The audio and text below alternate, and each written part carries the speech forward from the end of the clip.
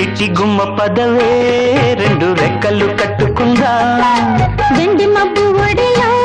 ముద్దు ముచ్చటలాడుకుందా చిరుగాలై కొండ కోనల్లోన తేలి